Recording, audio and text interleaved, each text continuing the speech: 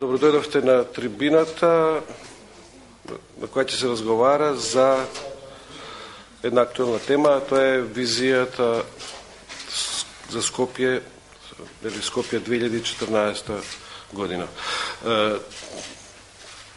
Тука се со мене да ги представам учесниците: архитект Јован Стефановски, пратеникот Васко Шутаров, публицистот и познавачот на историјата на градот Скопје, еден од најеминентите, господин Данило Коцевски, познатиот архитект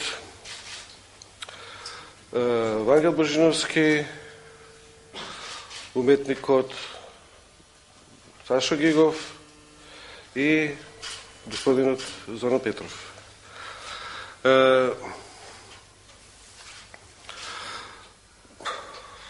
Изминатиот денови слушнавме разни реакции во врска со визијата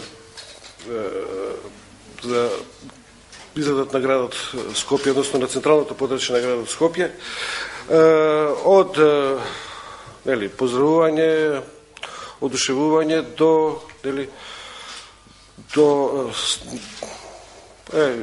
така еден број негативни ставови. Имаше, се провлекува многу паушални, многу неаргументирани оценки за целиот проект и за објектите. Мене лично ми пречеше тоа што во сите тие дебати што ги гледав, колку што успеав да ви видам, не видов некое повикување на историјата на архитектурата, ниту пак на најновите трендови на архитектурата во Европа и во светот. Можеше да се луцира дури еден, по целата приказна, еден комуникацијски проблем. Знаете, одеднаш кога имате премногу информации, првата реакција е шок и избунетост, а според теориите за комуникација, после тоа доаѓа фазата, ќе дојде фазата на здодевност или на замор. Исто така можеше да се слушнат ставови во кои можеше да се види подценување на сопствената историја. Скопје, дека Скопје било касаба и немаме што ние сега тука да правиме, ние дека сме осудени да градиме само модерна архитектура. Голем број предрасуди, за тоа ќе зборуваме, сомнителни епистемички авторитети на знаење и се разбира, на неколку пати се доведе целиот проект во релација со функцијата на социјалната држава во Македонија. Ние сме сега тука да се обидеме колку што можеме и колку што ни дозволува времето да ги расчистиме овие работи, да понудиме аргументи, да поразговараме отворено и едноставно да дадеме придонес во она што се вика јавна дебата, што е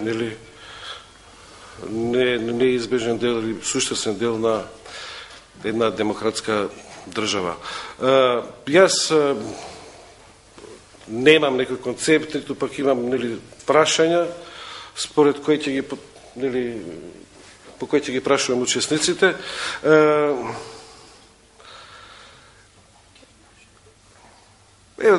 Да почнеме со човекот што најмногу го познава градот Скопје, најмногу има пишувано за градот Скопје, да даде едно свое видување во врска со овој веќе стана галимати. Јас мислам дека треба тука треба да вложиме напори да го расчистиме. Во интерес на јавноста и во интерес на граѓаните. Повелете. Благодарам.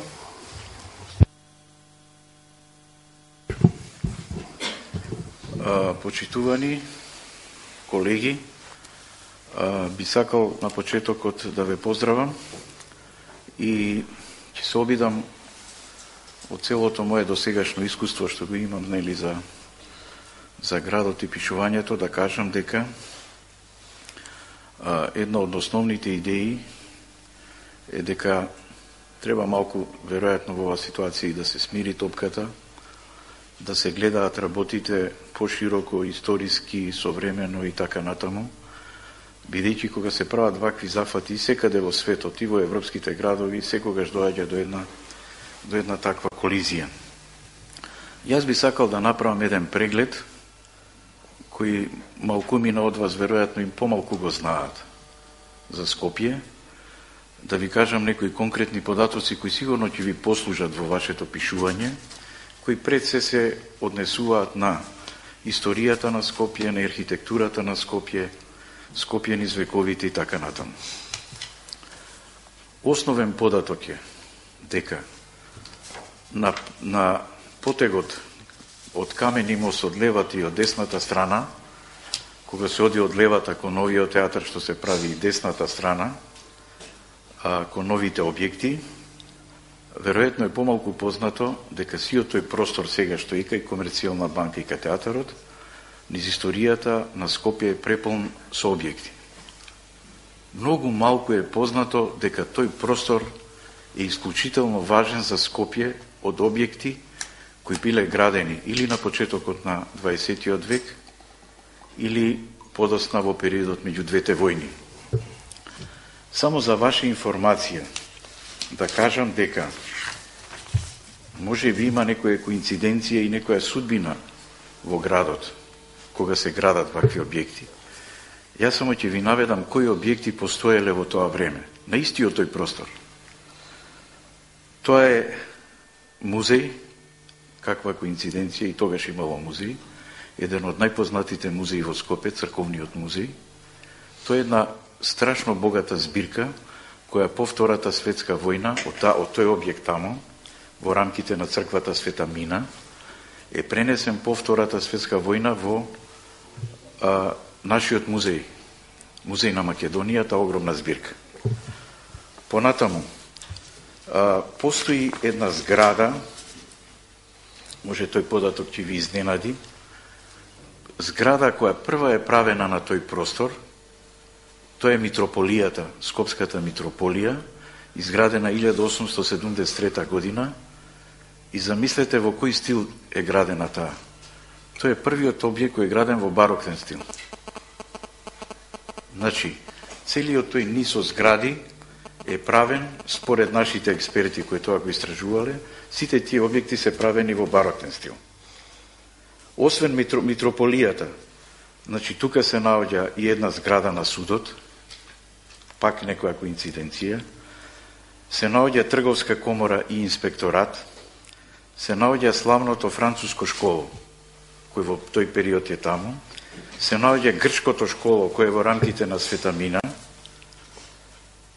и се наоѓа во еден период и француско-српската банка.